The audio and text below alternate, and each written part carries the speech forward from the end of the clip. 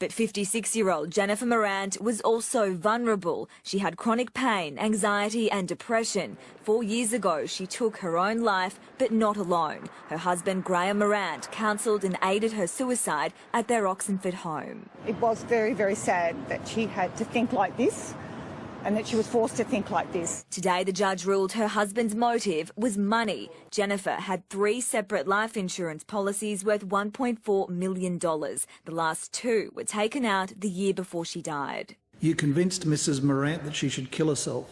In doing so, you took advantage of her vulnerability as a sick and depressed woman.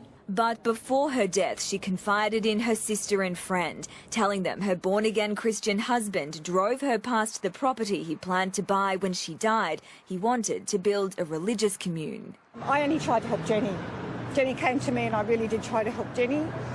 And unfortunately, we feel that we might have failed her a little bit. He also told her God wouldn't see it as a sin, but something good for the church.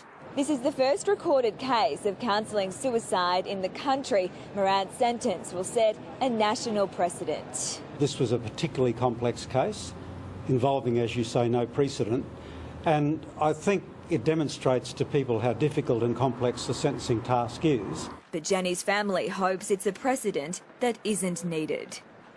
His sentence was 10 years, but how long will Graham Morant spend behind bars?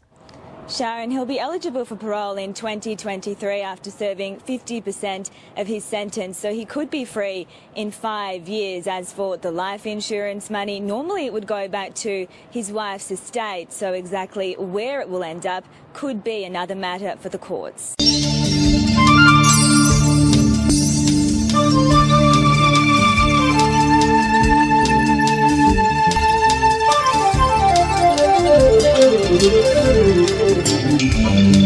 Thank you.